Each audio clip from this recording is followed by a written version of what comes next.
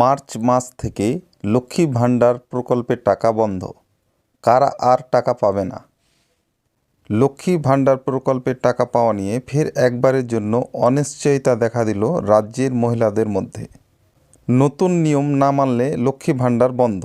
লক্ষ্মীর ভাণ্ডারের টাকা পেতে নতুন কী শর্ত রয়েছে, কেন মার্চ মাস থেকেই টাকা বন্ধ হয়ে যাবে, সেই সম্বন্ধে বিস্তারিত আলোচনা করা হয়েছে আজকের এই ভিডিওটিতে। তাই ভিডিওটি স্কিপ না করে সম্পূর্ণ দেখুন এবং আপনি যদি এই চ্যানেলে প্রথমবার ভিজিট করেন তাহলে অবশ্যই চ্যানেলটি সাবস্ক্রাইব করে রাখুন। তো চলুন লক্ষ্মী ভাণ্ডার নিয়ে কী নতুন আপডেট রয়েছে বিস্তারিত তথ্য একটি প্রতিবেদন থেকে দেখে নেওয়া যাক। লক্ষ্মীর ভাণ্ডার প্রকল্পে টাকা পাওয়া নিয়ে ফের একবারের জন্য অনিশ্চয়তা দেখা দিল রাজ্যের মহিলাদের মধ্যে। মূলত এখন 25 থেকে 60 বছরের মধ্যে প্রায় 2 কোটির বেশি সাধারণ শ্রেণীর মহিলাদের প্রতি মাসে 1000 টাকা ও SC/ST শ্রেণীর মহিলাদের 1200 টাকা করে দেওয়া হচ্ছে, কিন্তু এর আগে টাকার পরিমাণ ছিল 500 ও 1000 টাকা করে। নতুন নিয়ম না মানলে লক্ষ্মী ভাণ্ডার বন্ধ। 12ই জানুয়ারি রাজ্যের বাজেটে 2025 এর সময়ে অনেক মহিলারা মনে করেছিলেন যে এই ভাতার পরিমাণ বৃদ্ধি করা হতে পারে সরকারের তরফে, কিন্তু এমনটা একেবারে করা হয়নি। বিগত বছরে লোকসভা ভোটের আগে টাকা বাড়িয়ে বিপুল ভোটে জিতেছিলেন রাজ্যের শাসক দল তৃণমূল কংগ্রেস।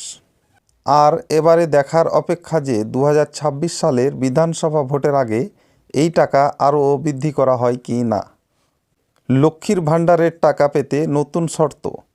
কিন্তু বিগত অনেক দিন আগে পশ্চিমবঙ্গ সরকারের তরফে অনেকগুলো নিয়ম জানিয়ে দেওয়া হয়েছিল সকল গ্রাহকদের, আর সেই সকল নিয়মগুলি যদি কেউ পালন না করে তাহলে তার এই টাকা ঢোকা বন্ধ হয়ে যাবে, না হলে কোনো না কোনো সমস্যার সম্মুখীন হতে হবে সকলকে, এমনটাই জানানো হয়েছে।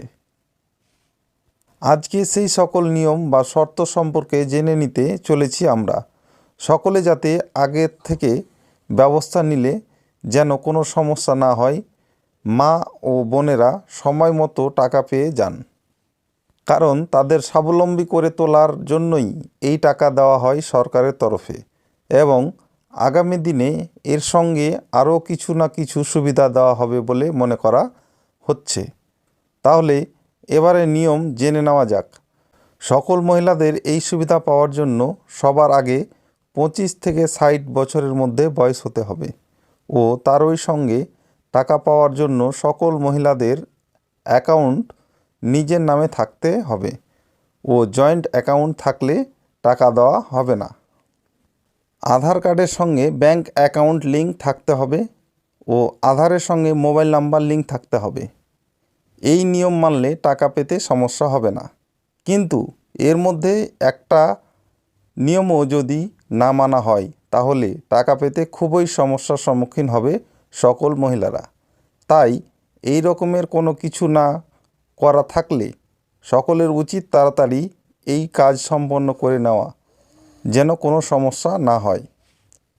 তো আশা করি আপনারা বুঝতেই পারলেন যে নতুন যে নিয়ম, অর্থাৎ প্রত্যেকের আধারের সাথে মোবাইল নাম্বার লিঙ্ক থাকতে হবে এবং সিঙ্গেল ব্যাংক অ্যাকাউন্ট থাকতে হবে।